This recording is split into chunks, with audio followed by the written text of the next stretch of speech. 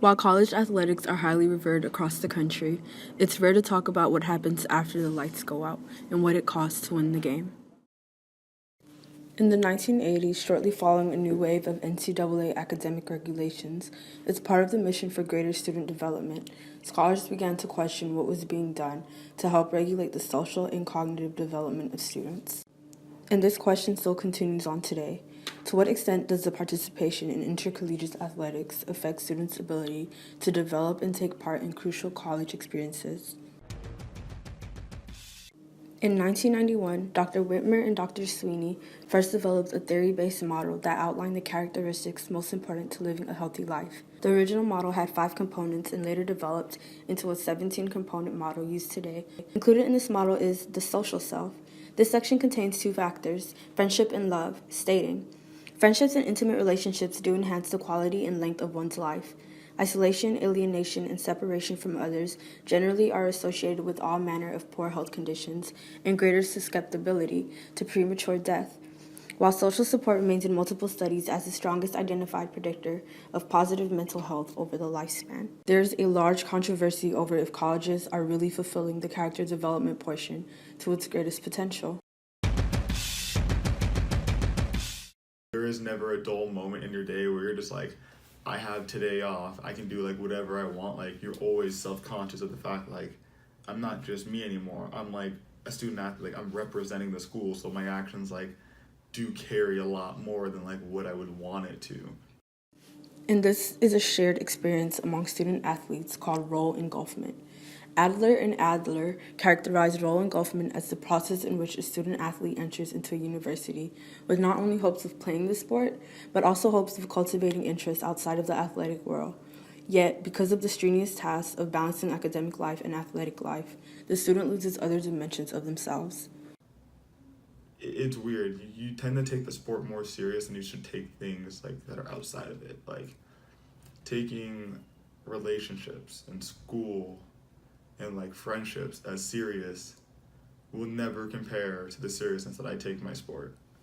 Like, I will forego everything without a hesitation in my mind if there was some type of promise that like I could go big and make a name for myself. And even if it was without the name, if I could be on that stage just once, to like have the ultimate life experience that not everyone has, where like all eyes are on you and just you because of you. So I guess in a way it would be worth forgoing those like type of not extracurricular but other experiences that would take primary in someone's life who isn't an athlete per se.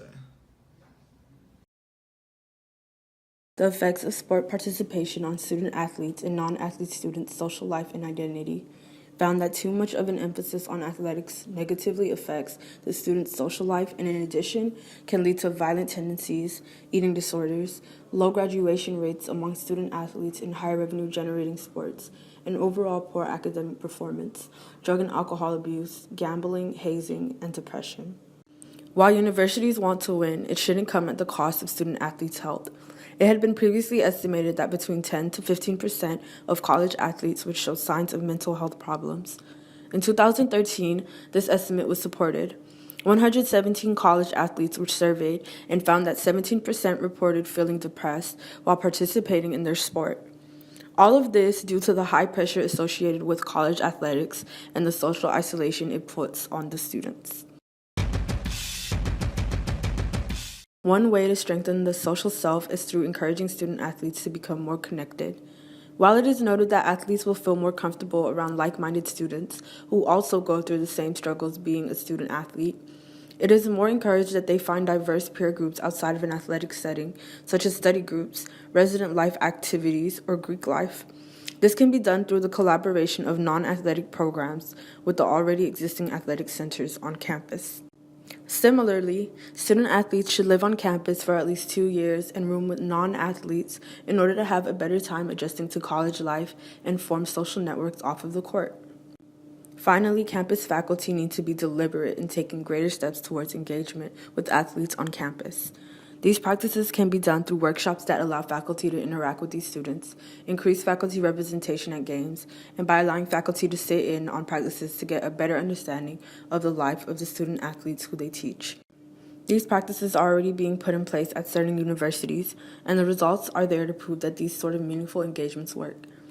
Hey guys, my name is Jeffrey Green. I'm a track and field athlete here at the university. Today is Tiger Pro Day, where athletes come out and try to connect with different businesses to further their career after their college experience.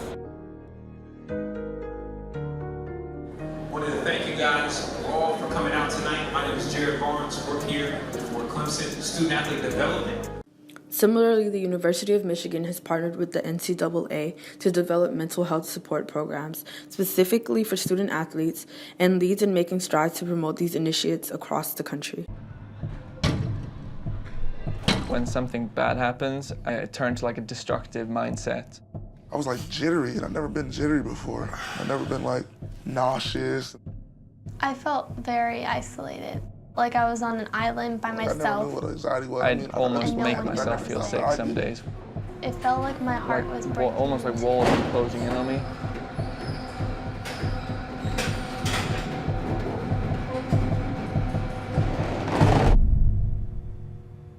Anytime you're feeling tight or tense, you can use this breathing to induce that relaxation response. So before sitting up, gently stretch your arms, your legs. Here at CSUMB, we are trying to meet those best practices based on the resources that we have. And we don't have much. Even if that means a couple more hours in the day, everyone here on campus is willing to put in that time. If we're able to give them the skill set to cope with stressors, they feel this sense of competency.